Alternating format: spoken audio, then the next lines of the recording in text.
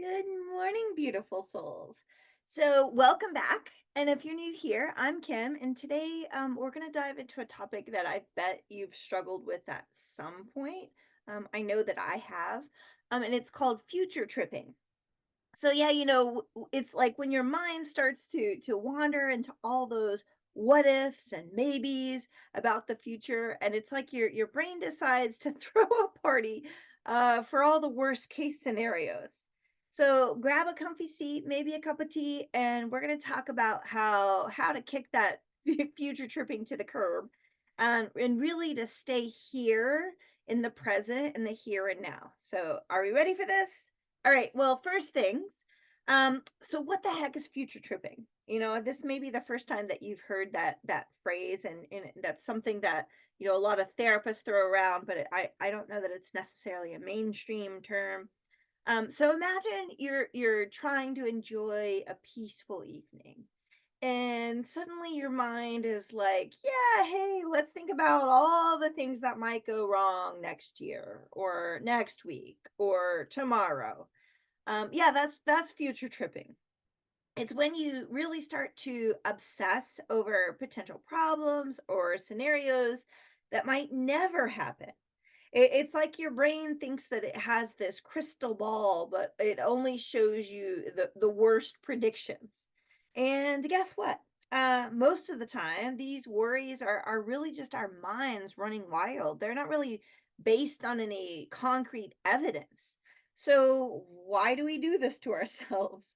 Well, it's partially because our brains are designed to protect us. It's like they're our own personal bodyguards, except sometimes they get a little too carried away. So, why do we go on these future trooping escapades? Well, it often comes down to a few reasons. One is the fear of the unknown.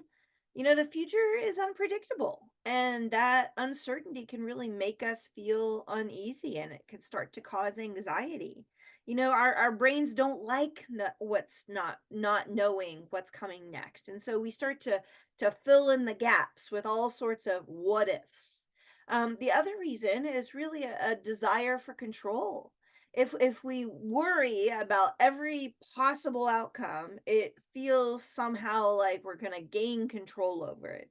But spoiler alert, it doesn't actually work that way. The third reason is perfectionism. Sometimes we future trip because we want everything to be perfect. We think that if we can just anticipate every problem, then we can plan for every problem and we can avoid making mistakes. But guess what? Life is messy and life is unpredictable, and that's okay. That's part of the beauty. You never know what you're going to get. So how do we stop this future tripping madness? Okay, so let's dive into what I think are some super practical tips. Number one, really stay present with mindfulness. Mindfulness is like a magic wand for calming the mind. It's all about focusing on the present moment, what's actually happening, and letting go of all those what if thoughts. You can start with a simple breathing exercise. Here's a quick one. You just breathe in for four counts, you hold for four counts, and then you breathe out for four counts. Um, some people also like to hold at the bottom. It's really just about keeping it slow and paced. And if you do this a few times, you'll start to feel your mind calming down. And it's like hitting the reset button. Okay, so let's try this. This breathing in for four counts, holding for four counts, breathing out for four counts. So breathe in, 2, 3, 4, hold, 2, 3, 4. Now breathe out. 2, 3, 4. If you want to hold it at the bottom, 2, 3, 4, and back in. And you can pause it. You can do a couple of rounds of this, and sometimes, just one round is enough to settle our mind. The second practical tip is to really challenge these thoughts. When you catch yourself future tripping, ask yourself, is this thought actually true? How likely is this to actually happen? Often, like we'll get worried about things that are super unlikely to happen, or even low probability of happening. And when we really start to challenge these thoughts with evidence, for example, like if you're worried about a presentation and you're worried, oh my gosh, it's gonna go horrible, I'm gonna mess it up, and you start to think about the evidence, you start to look about your past successes. How have you done when you have had presentations in the past? When you've prepared for an event, how does it turn out? And then also, if you're worried about an event that might happen, there is also a possibility that it might not happen. There are alternative outcomes. And I'll just give you an example. Like, I had a mole on my body, and I was stressing out until I could get an appointment. Which in the VA is slow sometimes. And then I was stressed out waiting for the biopsy results to come back. And I know that this can be super stressful. I was super stressed. But what I forgot to remind myself is that there's also a possibility that everything comes back normal and benign, and that the mole is just a mole, and that has always been the case when I've ever had anything biopsied. And yet sometimes I let that what if part take over. And so I like to really stay in the what and in the right now, the what's really happening. And what's really happening is there's something on my body. I don't know what it is. Those are the facts. It's kind of not allowing that part to really go crazy into the what ifs. And personally, I know my strength and I know my support system.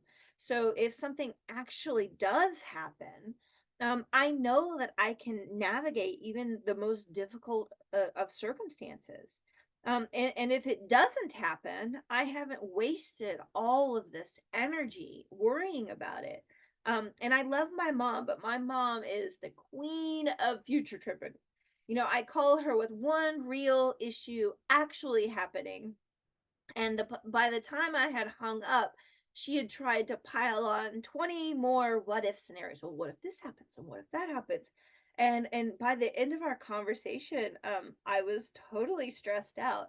And finally I said, okay, I'm gonna have to put some of these therapy skills into practice. And I had to ask her, please let's just focus on what is actually happening. And with mothers, I know it can be difficult because I always got the response that, well, you're my baby and it's my job to worry about you. And so finally, I just asked, let's just talk about the real issues. And if you want to stress yourself out and you want to worry about your baby and about things that may or may not happen, that's totally your business, but you get to do that after we hang up. And it really has like made me want to call more. First of all, because if you call someone and they're stressing you out, like the probability you're going to want to call is slim to none.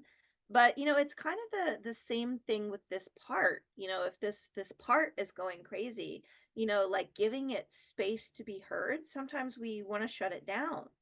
And all parts of you want to be heard, even that worrying part. And anything we resist persists. So tip number 3, set aside limited worry time.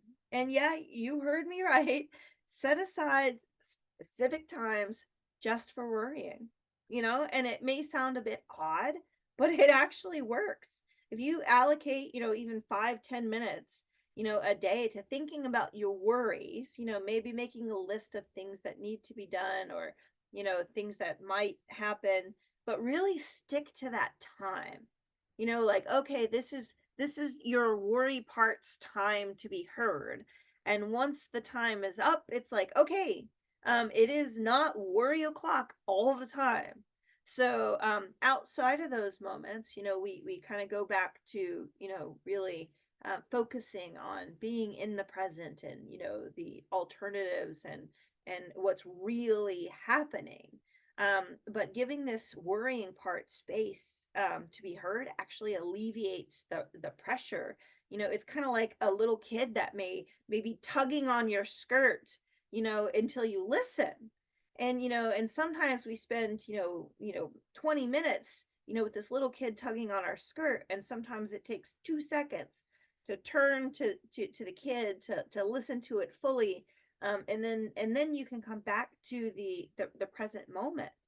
It's the same part, whether it's a physical person or a part of yourself. Like, all of our parts want to be heard. Number four, focus on what you can control.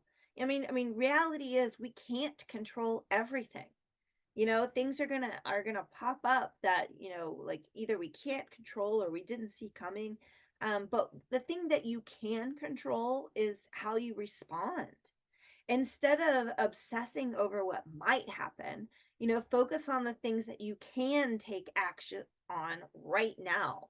This is super empowering, to really focus on the things you can take action on. And number five, stay busy with things that bring you joy. Distract yourself with activities that make you happy, whether it's a hobby, or spending time with friends, or just watching funny cat videos. Just keeping yourself engaged in these positive activities can keep your mind from really wandering into what I like to call worry land. Um, so, let's talk real life. I know someone, me, uh, who used to spend hours worrying about my future career. Like, I'm sure if you've kind of gotten to know me, gotten to know the things that I offer, I do a little bit of a few different things. I'm a holotropic breathwork facilitator. I'm a love, sex, and relationship coach. I'm a licensed therapist. I do theta healing. And so there was this part of me that was feeling like I needed to land on something, and I was imagining all kinds of worst case scenarios. Like, what if I'm not successful? What if I fail? And then I really started focusing on these small actionable steps. And for me, like, one of my actionable steps is I like to every Friday put out a new video. Like, I like connecting with you guys. And I found that I was way more in control than I thought. I learned that worrying wasn't helping anything. It was actually diverting energy off the things that I did want to be doing. But taking action was super helpful. And that's the key. Small actions in the present can make a huge difference in the future. So there you have it. Future tripping can be a real party pooper.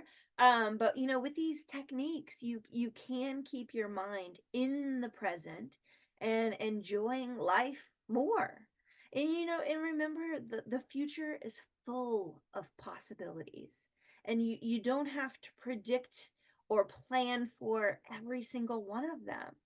Sometimes the pleasure in life is kind of going where the wind blows you, and being open to new adventures. So, future tripping can also close down the possibilities for these future adventures.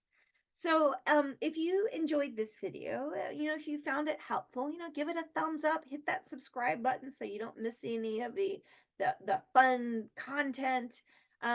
Like, as you've seen, like, I tend to want to put a video out at least every Friday, but I tend to you get inspired and just want to talk about the things that are present for me, or present for the people in my life, people I'm working with. So if you want to be notified when I drop a new video, hit subscribe, hit the notify button. And if, and drop a comment down below. I like engaging, I like connecting. Drop a note down below. What are your go-to strategies for staying in the present, for really like kicking this future tripping to the curb? So let's chat. Let's not just let this be a one-way conversation.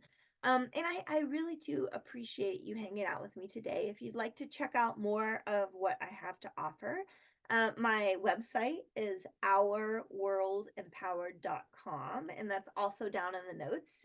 In case you didn't get that, that's ourworldempowered.com. And until next time, I really just hope that you're able to stay present and really just keep your light shining bright. And bye for now, and until next time.